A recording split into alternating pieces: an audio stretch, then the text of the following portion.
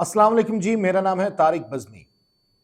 नाज़रीन, रब्बे कायनात ने जिंदगी को ऐसा डिजाइन किया कि तमाम तर कामरानियों और कामयाबियों के बावजूद जिंदगी की तस्वीर अधूरी रहती है। कहीं ना कहीं कोई कलर मिस हो जाता है।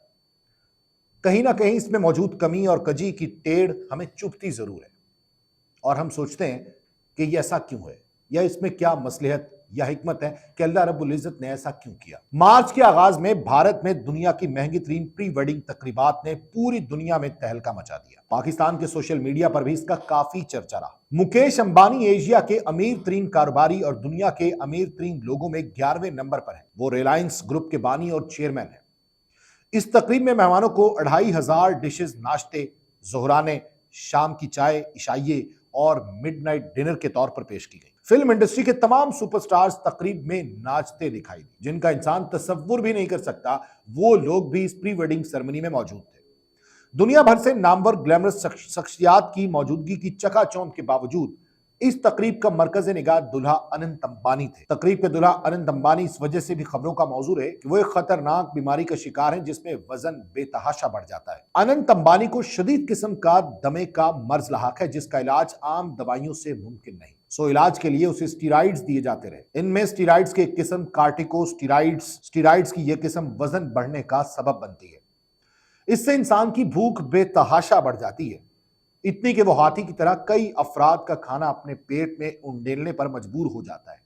इसे कुदरत की सितम जरीफी कहिए। खरबों डॉलर के असासों के मालिक मुकेश अंबानी का लाडला और छोटा बेटा एक ऐसी बीमारी का शिकार है कि जिसके इलाज के लिए स्टीराइड की तबाही के सिवा और कोई रास्ता नहीं था। इसके बेटे के हाथियों से लगाव हुआ तो मुकेश अंबानी ने एकड़ों पर फैला हुआ हाथियों का एक सफारी पार्क बना दिया। इस सफारी पार्क में बीमार हाथियों के अस्पताल, तफरी गाहों, स्पा और मालिश का इंतजाम है।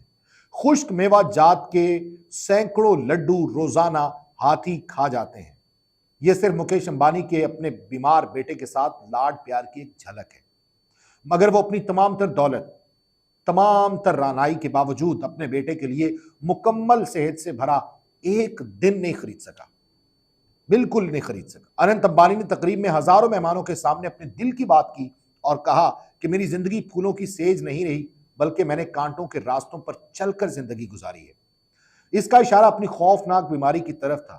उसने कहा कि मैं बचपन ही से एक ऐसी बीमारी का शिकार था जिसमें मेरे वालिदैन ने मेरा बहुत साथ दिया। जब अनंत अंबानी ये बातें कर रहा था तो कैमरे ने एशिया के सबसे अमीर तरीन शख्स मुकेश अंबानी के चेहरे को जूम किया।